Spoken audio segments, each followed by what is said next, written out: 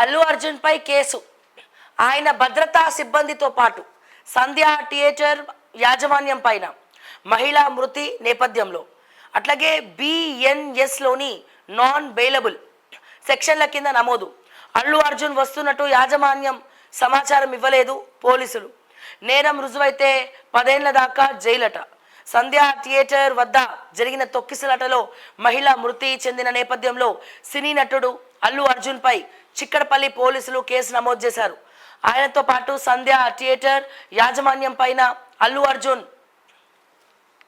Arjun security సిబ్బంది పైన భారత న్యాయ సంహితలోని సెక్షన్ 105 హత్య కిందకు రాని ప్రాణనష్టం కేసులో పెట్టే సెక్షన్ 118(1) ప్రమాదకరంగా వ్యవహరించడం ద్వారా వేరే వ్యక్తులు గాయపడేందుకు కారణం కావడం వంటి నాన్ బెయిలబుల్ సెక్షన్ల కింద కేసులు నమోదు చేసినట్లు సెంట్రల్ జోన్ డీసీపీ ఆక్షాన్స్ యాదవ్ తెలిపారు.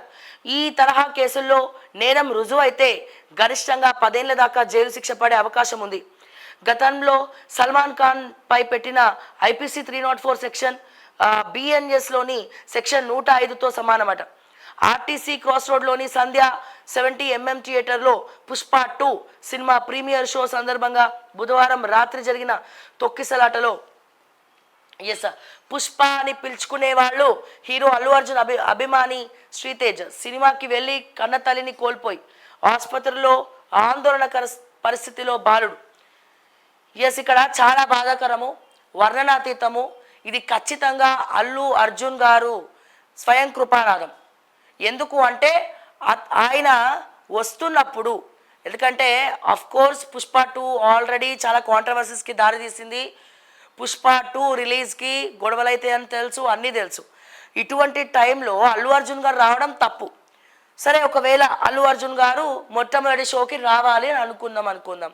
కానీ ఆయన వస్తున్నప్పుడు కమిషనరేట్కో పోలీస్ స్టేషన్కో పోలీసులకో ఇన్ఫర్మేషన్ ఇవ్వాలి కదా. సరే, ఆయన కాల్ చేసి ఇన్ఫర్మేషన్ ఇవ్వరు, కానీ వాళ్ళ టీం మెంబర్స్ ఏం చేసినారు, వాళ్ళ గన్మ్యాన్లు ఏం చేసినారు, వాళ్ళ బాడీ గార్డ్స్ ఏం చేసినారు, పలానా సంధ్యా థియేటర్కు అల్లు అర్జున్ గారు వస్తున్నారు, దయచేసి కొంచెం సెక్యూరిటీని పెంచండి, పబ్లిక్ని జర కంట్రోల్లో పెట్టండి, ఎవరిని కూడా కొంచెం అట్లా ముందరికి రానియకండి అని ఒక ఇన్ఫర్మేషన్ ఇవ్వకపోవడం పూర్తిగా అల్లు అర్జున్ గారు టీం చేసినటువంటి తప్పు.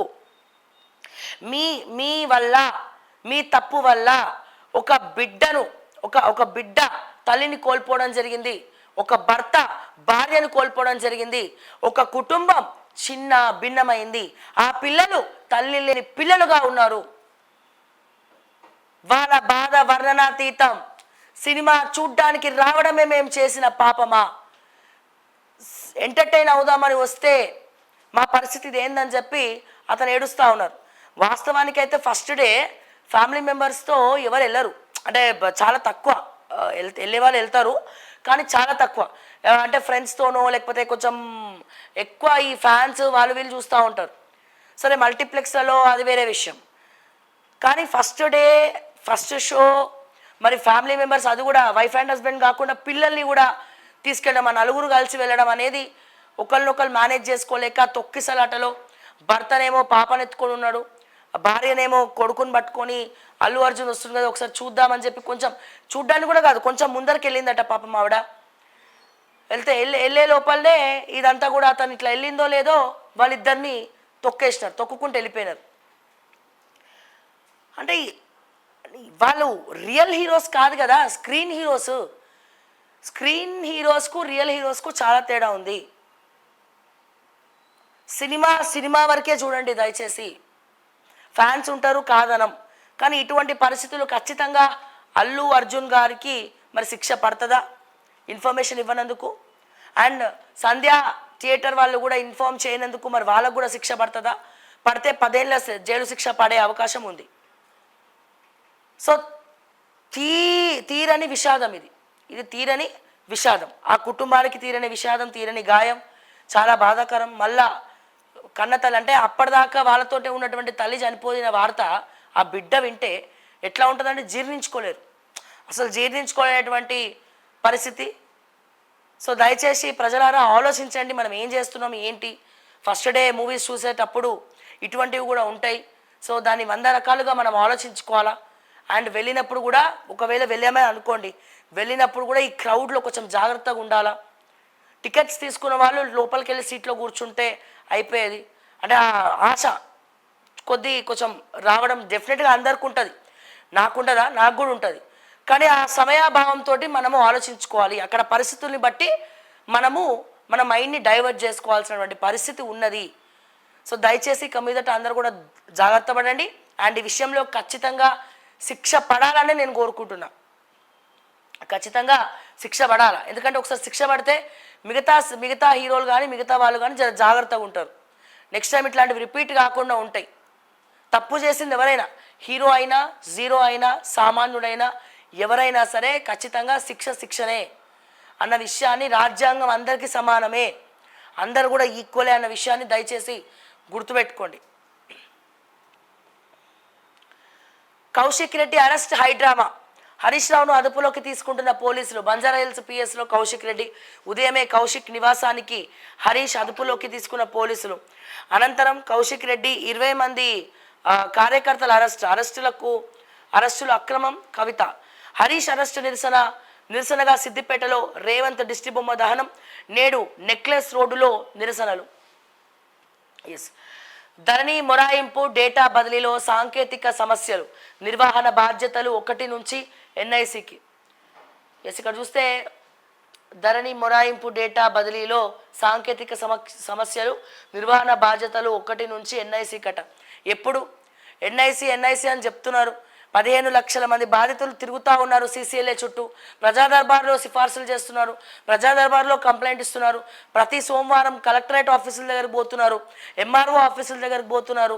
మరి మీకు ఎందుకు పట్టనట్టు ఉంటున్నారో నాకైతే అర్థమవుతలేదు. ఇంకెన్ని రోజులు వెయిట్ చేయాలండి వీళ్ళందరూ? ఈ లోపల ఎవరో ఒకరు బ్రోకర్లు వస్తున్నారు, అమ్ముకుంటున్నారు, వీళ్ళని సొమ్ము చేసుకుంటున్నారు. ఓకే, హరీష్ రావును అరెస్టు చేయొద్దు, దర్యాప్తు కొనసాగించవచ్చు హైకోర్టు. ఫోన్ ట్యాపింగ్ ఆరోపణల కేసులో బీఆర్ఎస్ నేతకు ఊరట. గోప్యత ప్రాథమిక హక్కు, దానిని ఉల్లంఘించారు ప్రభుత్వం. ఫోన్ ట్యాపింగ్ చేయించారనే ఆరోపణలపై పంజాగుట్ట పోలీస్ స్టేషన్లో నమోదైన కేసులో మాజీ మంత్రి హరీష్ రావును హైకోర్టులో ఊరట లభించింది. ఈ కేసులో హరీష్ రావును అరెస్టు చేయరాదని, కేసును యథావిధిగా దర్యాప్తు చేసుకోవచ్చని పోలీసులకు హైకోర్టు స్పష్టం చేసింది. పోలీసుల దర్యాప్తునకు సహకరించాలని పిటిషనర్ హరీష్ రావుకు సూచించింది. హరీష్ రావుపై కేసు పెట్టిన ఫిర్యాదుదారుడు చక్రధర్ గౌడ్ వివరణ ఇవ్వాలని నోటీసులు జారీ చేసింది. తన రాజకీయ ఎదుగుదలను చూసి ఓర్వలేక అక్రమంగా క్రిమినల్ కేసులో ఇరికించడంతో పాటు తన ఫోన్ను ట్యాపింగ్ చేయించారని చెప్తా ఉన్నారు. పాఠశాలల్లో కలుషిత భోజనంపై నివేదిక ఇవ్వండి, టాస్క్ ఫోర్స్ కమిటీల సమాచారం సమర్పించండి, మున్సిపాలిటీల్లో పంచాయతీల విలీనం సబబే హైకోర్టు స్పష్టీకరణ.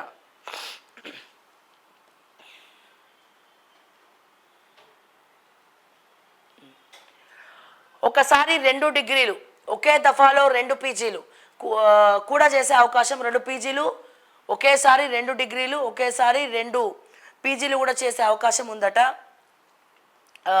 ఏడాదికి 2 సార్లు ఉన్నత విద్యా కోర్సుల్లో ప్రవేశాలు, ఏ కోర్సుల్లోనైనా చేరవచ్చు.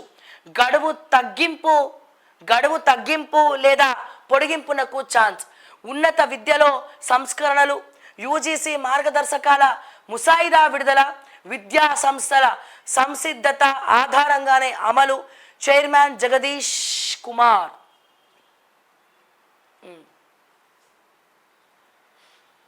సార్, యూజీసీ ద్వారా కొన్ని నిధులు డైవర్ట్ అవుతున్నాయి. కట్టని బిల్డింగ్కి కట్టినట్టు చూపించేటువంటి కాలేజీలు కొంతమంది సంస్థ యజమానులు చాలామంది ఉన్నారు. సో దయచేసి ఒకసారి ఆలోచించండి దీని గురించి కూడా. నిధులు మరలింపు జరుగుతూ ఉంది. కట్టని బిల్డింగ్కే కట్టేసినాం, కరెంటు బిల్లు కూడా కడుతున్నాం, ఆల్రెడీ మొత్తం మెయింటెనెన్స్ అవుతుందని చెప్పి యూజీసీ ఫండ్స్ అని నొక్కేస్తున్నారు సార్. సో దయచేసి ఆలోచించండి.